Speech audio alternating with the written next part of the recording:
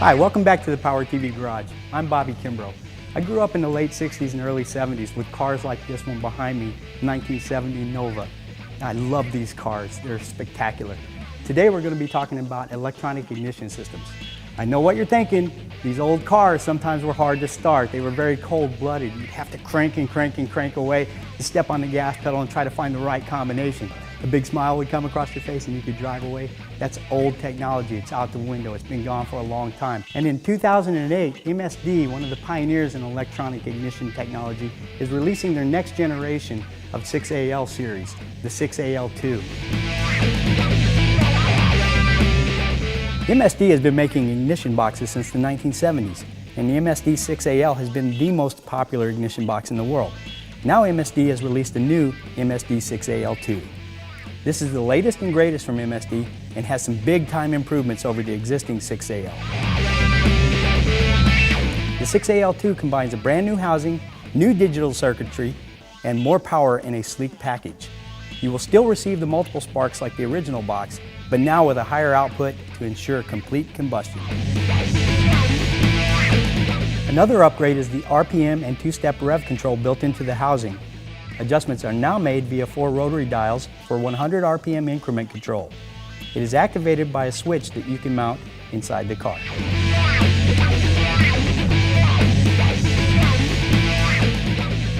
Today in the Power TV Garage, we're going to showcase a small block equipped 1970 Nova in which we are installing the new MSD 6AL2 ignition.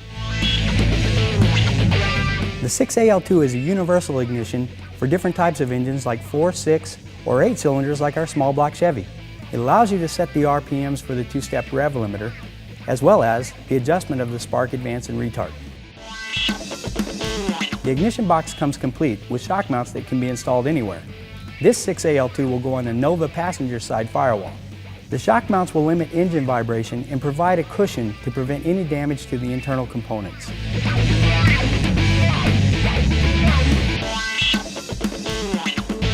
Wiring harness included has everything you will need to hook up your ignition to your pre-existing components and is basically plug and play.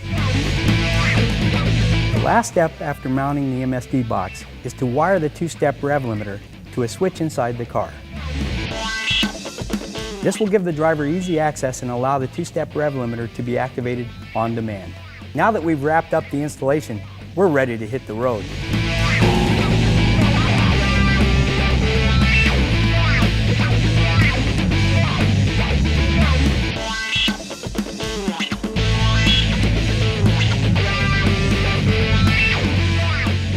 The MSD 6AL2 worked like a charm as we expected.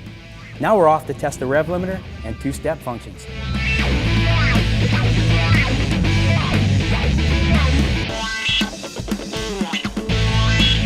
We found a deserted road in sunny Southern California and put the two-step limiter to the test. We originally set the rev limiter at 3,000 RPM just to take it easy on our first try.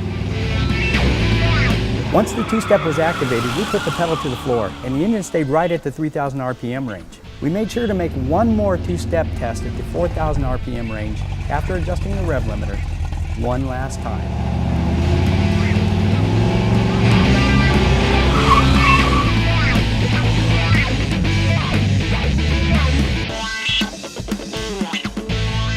All right, we're back. Let me give you a recap on what we've got so far. We've installed the MSD 6AL2 box. The installation was very easy, straightforward. The instructions were printed right on the back of the box. We took it out on the road and this box performed exceptionally. From the moment we started up, I could tell a noticeable difference. The idle was very steady and smooth. It fired up right away. Then we took it out into the street. What I noticed was we had a lot less energy draw, so that gave us a lot more oomph. The two-step was really cool to work with. You could actually hold the two-step up, step on it. It would not go above 3,500 where I had the RPMs, and you let it go and it'll take off and hook up down the track just perfect. I took it out, I loved it, I drove through the hills, and I have a smile on my face.